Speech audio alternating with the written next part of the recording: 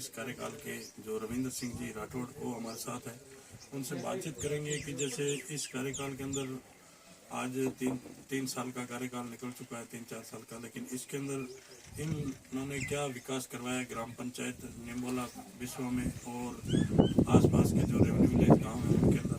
वही मिलते हैं रविंद्र सिंह जी से। सरपंच साहब नमस्कार। नमस्कार जी। सरपंच साहब, आपको यहाँ की जनता ने सरपंच पद पे चुना है, तो ऐसी क्या समस्या थी ग्राम पंचायत की जिनको लेकर आप चुनाव मैदान में आए और उसके बाद में आपने उन मुद्दों पे मुख्य रूप से ध्यान दिया और ऐसे क्या क्या विकास करेगा?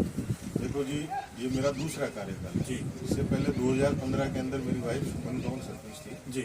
उसके बाद में 1 साल के अंदर वो कोरोना काल की वजह से चुनाव नहीं हो पाए। बिल्कुल। 2020 के अंदर हमारे चुनाव हुए थे अक्टूबर में। जी। तो आप 3 साल बता रहे थे, तो 3 साल हुए नहीं, अभी तक अपन 2.5 साल की बात। तो यहाँ जैसे मैंने 2015 में चुनाव लड़ा, उससे पहले गाँव के अंदर काफ़ी समस्याएं थी।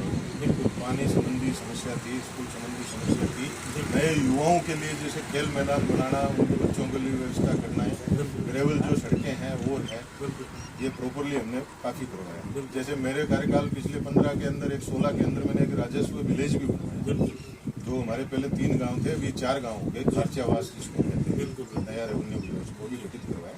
और 2-3 हमारे जो एक सन्नेडा ग्राम में थी, वहाँ पे मुख्य सड़क की बहुत लंबी थी समस्या, वो भी हमने बनवाई थी।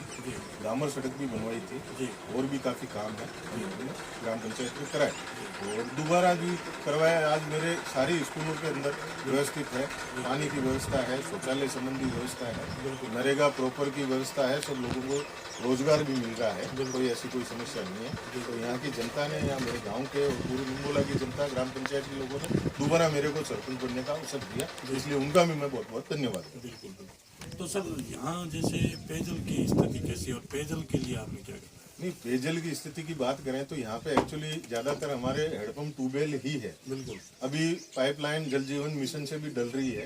अभी ढाणियों में, कई ढाणियों में डल चुकी है, कई ढाणियों में अभी 2nd फेज 3rd फेज के नाम से काम चल रहा है, उनका सर्वे भी हुआ है। और हर घर नल पहुँचाने की हमारी जो सरकार सेंट्रल गवर्नमेंट की जो स्कीम है, उसके अनुसार हम भी कार्य कर रहे हैं और सारे घर तक, ढाणी तक पानी पहुँचे, ये हमारी कोशिश है। तो जैसे बात करते हैं सरपंच साहब, ये आपने अभी बहुत ही अच्छा जो विकास कार्य बताया ग्राम पंचायत का, तो अभी जैसे एक आपने देखा होगा, क्योंकि सरपंच संघ जो आपके जो प्रदेशाध्यक्ष है और प्रदेश के महासचिव है सरपंच संघ के हनुमान जी जैसे चौधरी, तो ऐसे कई आपके जो राजनेता हैं आपके ग्राम सरपंच संघ के, जो उन्होंने पहले भी एक हड़ताल की थी और अब फिर 24 तारीख को, आगामी 24 तारीख को फिर रणनीति तैयार हो रही है कि भी हड़ताल करेंगे। लेकिन नरेगा की बात करें तो नरेगा के अंदर जो बजट है आज जो 60-40 का रेशा है, उसके अंदर नरेगा का जो आपके जो साथी है जनप्रतिनिधि, हम उनसे भी मिले, आज पूरे राजस्थान की बात करते हैं मेरे ग्राम पंचायत के लिए, तो इसके अंदर बहुत सारी समस्या आ रही है बजट की। तो इसके बारे में आपका क्या कहना है और इससे जो आगामी 24 तारीख को जो आपकी जो हड़ताल हो, जो करने की जो संभावना चल रही है, इसके बारे में बताइए।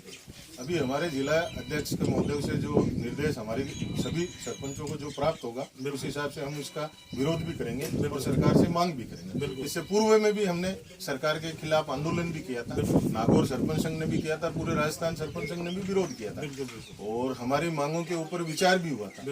सरकार ने हमारे को बुलाया था, हमारे प्रतिनिधि मंडल भी वहाँ मिले थे, लेकिन मिलने के बाद में उन पे अमली जमा पहनाने का कार्य हुआ नहीं। ऐसा कोई निर्देश प्राप्त नहीं हुआ कि ये आपकी मांगे मानेंगी। तो इसलिए हम चाह रहे हैं, जब ये सरकार राहत कैंप जो लगा रही है, इसके अंदर हम चाह रहे हैं कि हम विरोध करें। इसके अंदर हमारे एलडीसी है, वो भी विरोध कर रहे हैं, अभी ग्राम सेवक संघ है वो भी इनका विरोध कर रहे हैं, राजस्व विभाग भी इसका विरोध कर रहे हैं। तो हम भी चाह रहे हैं उनका सहयोग करें और हम भी हमारी मांगों को सरकार के सामने रखें।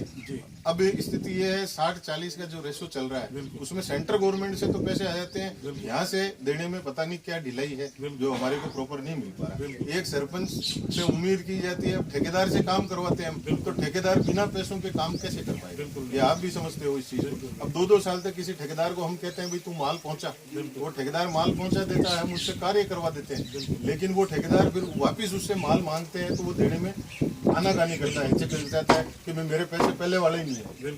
इसलिए हम चाह रहे हैं भाई सरकार इसमें ऐसा कोई ई टेंडरिंग की बजाय हमारे को कोटेशन बेस पे ऐसा कोई कार्य कर देवे जिससे हम 3 कोटेशन लेके, जैसे अदर कई स्टेट है उनमें ऐसा चल रहा है, जहाँ पे कोटेशन से लेके आप आने या मार्केट दर से आप माल खरीद ले, ऐसा कुछ चल रहा है। तो वो हम चाहते हैं भी सरकार हमारी मांग को माने, और मानने के बाद हम भी सरकार के राहत कैंप में हम भी हिस्सा बढ़े, और सरकार की कोई अच्छी योजनाएं हैं वो हम जनता तक पहुंचा पाए। बिल्कुल बिल्कुल, बहुत अच्छा। तो और जैसे आपको 2 कार्यकाल हो गए सरपंच साहब यहाँ सरपंच बने हुए, तो इसके अंदर अभी जो दूसरा कार्यकाल आपका जो निकल रहा है, चल रहा है, तो इसमें ऐसी कोई मेजर समस्या है जिसका आज दिन तक कोई समाधान नहीं हुआ? नहीं, समस्या तो मोटी समस्या तो ये हमारे नरेगा वाली जो बड़ी समस्या है, गाँव में विकास चाहते हैं हम चाह रहे हैं, जैसे लेबर कई कार्य ऐसे होते हैं जिसमें लेबर की जितनी जरूरत ही नहीं होती, उतनी लेबर इसमें 60-40 मटेरियल और लेबर का चलता है। अब कई कार्य है बिना लेबर के भी कार्य करवा सकते हैं, ठेकेदार भी करवा सकता है, इसमें ग्राम पंचायत भी करवा सकते हैं। हम चाह रहे हैं उसमें भी थोड़ा करा जाए, और ये स्थिति बाकी और ठीक है। जी जी, बहुत अच्छा। तो आरजेडी न्यूज़ के अंदर जो उन्होंने हमें समय दिया है उसके लिए बहुत बहुत धन्यवाद। बिल्कुल, आपका भी पत्रकार महोदय, आप इतनी दूर से आके मेरी ग्राम पंचायत का आपने निरीक्षण किया, आपने देखा होगा ग्राम पंचायत के अंदर घूम के भी देखा होगा, गांव के अंदर इतनी बड़ी कोई समस्या नहीं है। आप आके यहाँ से हमारे से मिले और मेरा इंटरव्यू लिया, इसके लिए आपका भी बहुत बहुत धन्यवाद। Thank you.